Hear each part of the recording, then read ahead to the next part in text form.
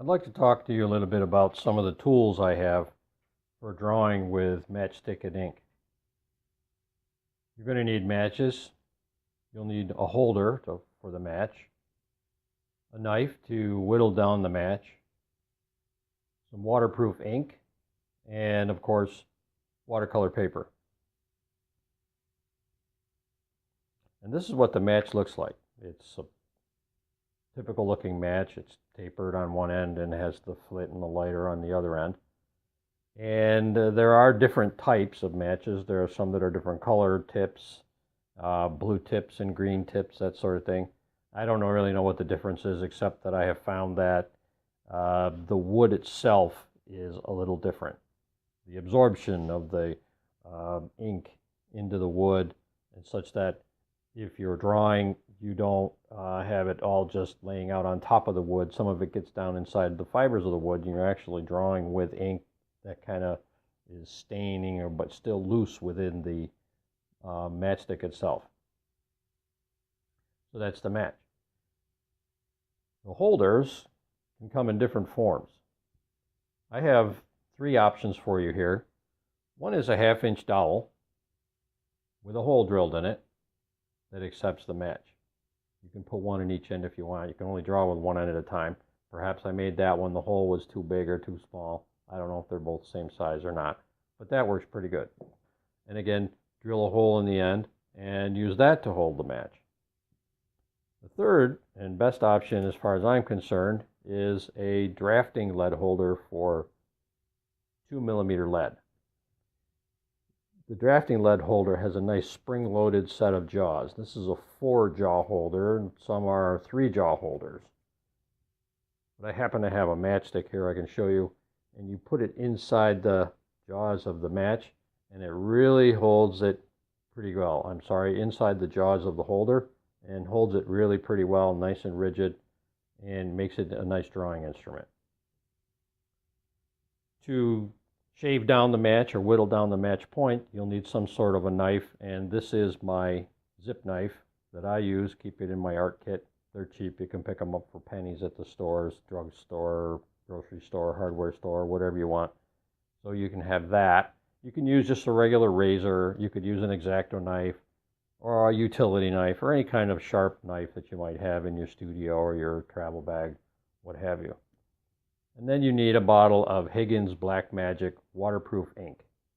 Comes in these 1 fluid ounce bottles, and it has if you were ever using these things in school, and I use them in drafting days to fill ink pens, it has a little dropper there that you can draw some ink up and then squirt it out into something else. One thing I have to say is this ink is waterproof.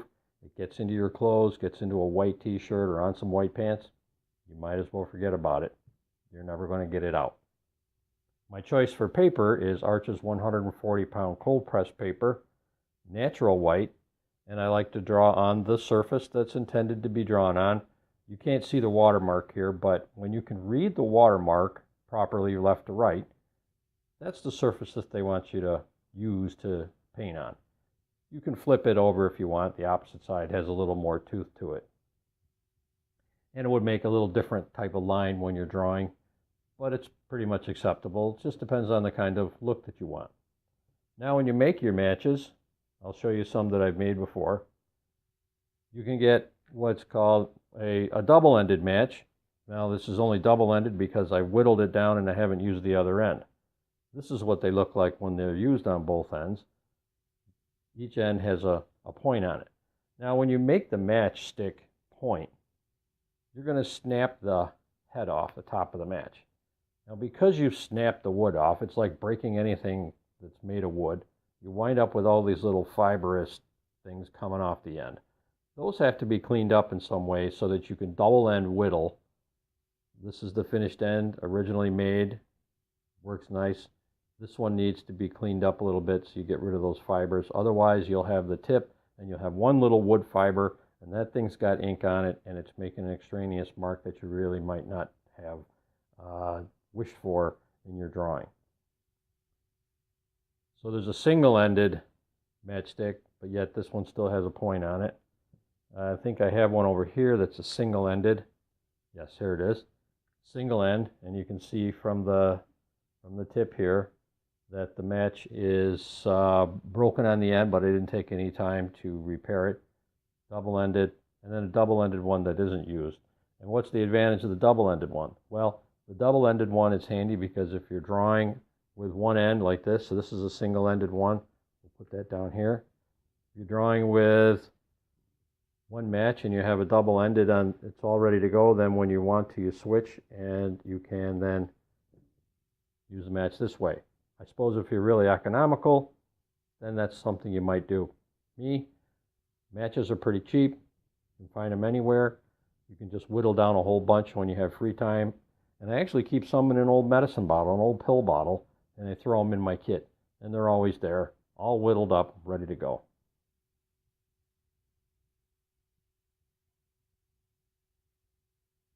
So in closing, let's cover one more time some of the things you're going to need. Of course, here now we have the matches that are already whittled down. You can see how those are used. Here's the match before you whittle it down. Here's the dowel that I used to make a holder initially.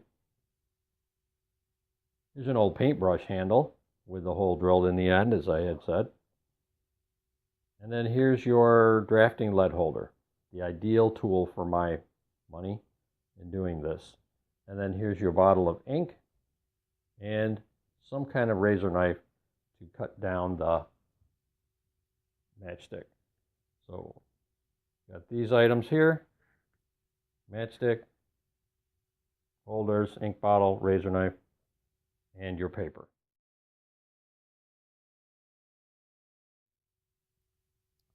And I'll just use the same one that I was drawing with first, and it goes pretty quick. And I'm also going to draw from the left to the right side. So here's the little crease up in here, and the little folds. Kind of trying to keep that simple, not let it get too dark. And I'm just going to sketch. I'm going to sketch and kind of freehand draw, and try to make some straight lines and some curved lines. People are going to know this is an iris just by the initial shape that you created. And then they'll start being entertained by all your work drawing the form and the shape. And let's see, here's this part here that comes around, comes up. This little shape there. Now you have to remember, you have to draw the objects forward to back. So in this case, I'm drawing this little opening right here. And I need to make sure that I'm getting this little beard first. But if the beard sits on the edge of the petal, then I have to draw the edge of the petal too. You have to constantly be remembering that you can't erase. You can't draw something and then not have it pass through another object. You need to make sure that you're drawing from essentially top to bottom, back to front. So you can't have overlapping lines that you would hope to erase. All right, come along in here. Here's some more line that comes like this. And I can see that this is going to come like that one. And this is going to come up. And this is a very erratic line. So the edge is kind of very jagged. And then here's the inside of that line there. That comes like this. And this comes, and then here's that little piece that's on the inside. And I said I was going to let that come down behind here. So now I've got to draw that. Got to draw this feature of the iris first, and then let that line come through there, like this. And here's the little part right there. Now here's the other beard that I've added that's not in the photo reference. I did this, I wanted this beard just because I thought it looked odd, like a three-legged stool. Even though three-legged stool has the most balance, I like to have maybe this fourth one on here. And then, let's see, here's this other petal. And it's going to come down and around like this. And like I said before, if you're close, then you're halfway home. And even if some lines don't quite connect in places, it won't be a bad thing. That seemed to have kind of a little crease to it. This comes out here, and then the iris has a little bit of a flat on it. Yeah, there's the iris petal. Come down into here. Here's another fold. Comes like this. A nice long undulating curve, and it ties in with that. And now you could draw some of these veins, these zebra stripes you might want to call them, or leave them out. You can always go in later and add a little bit if you want. And let's see if I can make sense out of this other shape over here now, because I had added it later, and I want to make sure that I'm doing things right. I've got the beard on top of the iris petal, and then that petal is going to come, comes off of here, comes down into here like this, and it's actually going to come out here and scoop around that. And then it's going to the eye, it looks like it gets really thin, but it doesn't. And we'll let it come down here like this. And then this part kind of ties into that. And the iris gets a little bit lighter here, but let's say for shading purposes, that'll be shadowed in. And for the most part, this face here, this entire petal blade might be shadowed in. That might be a little bit darker. You wouldn't really see much of that either. And here's the stem. I'm going to draw the stem down into here like this, and into here, and right in here in this part, it's very dark. According to the reference photo, this major petal in the front is casting a shadow on it, and I'm going to try to shadow this without using a line for the edge of the shadow. My paintbrush will do that as it is. I suppose if you were going to have a little bit of a heavier shadow, you can increase it and then maybe shadow the edge of the stem just a little bit, something like this. So it's very gradual. And let's try to get this other side here. Now I said draw left to right, and look at me, I'm not drawing left to right, but I can hold my pen up pretty high and then just draw the shape in. Come in here like this, and then here's some little extra flats there. Any kind of features you see that make sense to the flower will work. There's a fold, and it comes into another fold, and it actually has a little fold here that makes a little flat. So that little flat is shadowed a little bit. And then it comes down into here this way. And this is going to be little creases. And a lot of this extra detail information you'll put in with your brush. We just need the essential line shape. And here's this part right here that comes up from here, and it's going to come back down. This goes right down to the stem, and then you can see it kind of comes in here, but it's not real pronounced, so we won't use much line for it. And here's this other beard on this other petal over here, and it's kind of sticking up off the petal. Now let's see. Now, so here's the part where I said that's going to come around. Here's the edge of the petal. I'm drawing right through the watermark on the paper, but that's okay. And then this petal is going to continue up, right up into there as it connects. But then underneath that is where the actual support part of the flower is. And then this comes down, it goes like that. And then here's the back side of that petal. And I can't see it, a lot of it in shadow, so I think I'll just guess. And then here's the top edge of the petal coming off the flower, and it comes down, it joins this line right here. And then this is going to come up here and kind of come into there. It might be, that might be a little big, but I think it'll be okay. And then it's going to be in shadow here. And then this is in shadow.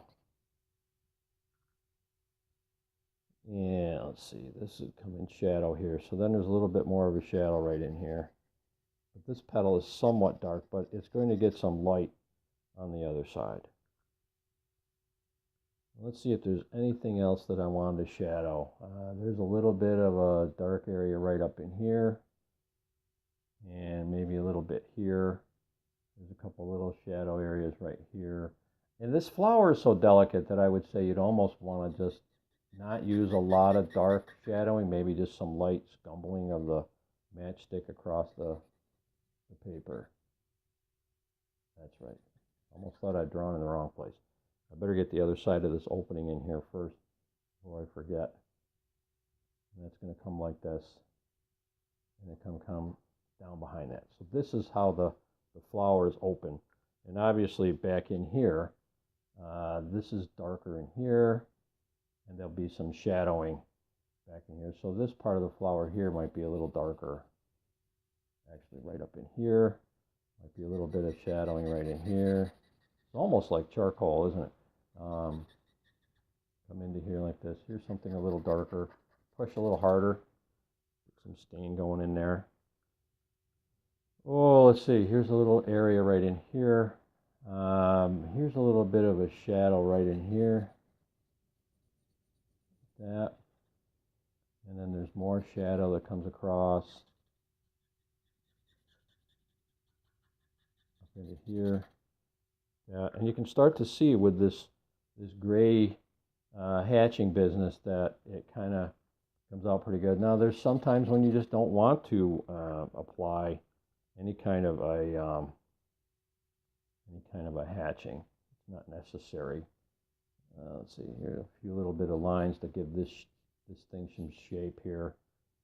Maybe there's a little bit of hatching up in here, a little bit here, and the color's going to come across.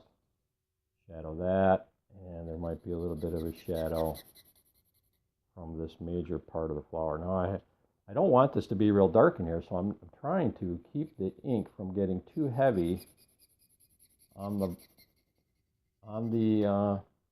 matchstick itself. Let's see if there's anything else here. Oh, I got to finish this right here. This, maybe a little bit of detail work, something there, and then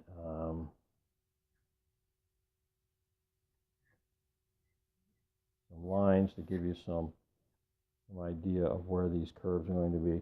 And I think I'll use color just to show those stripes. I'll underpaint the petals in a yellow first, and then maybe I'll put the red on top.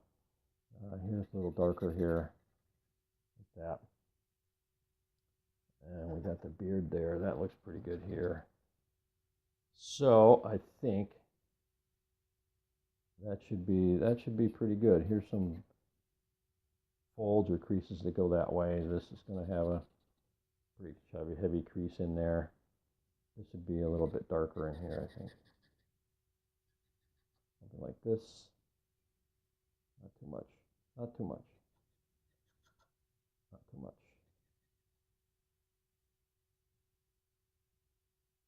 I think that's about got it. This thing right in here needs to have a little bit of shape. So we're going to give it like it has a little kind of a tube, and so this is the shadow side. A bee or something would walk right through there. Here, this is shadowed here, and there's a little bit of shadowing right there.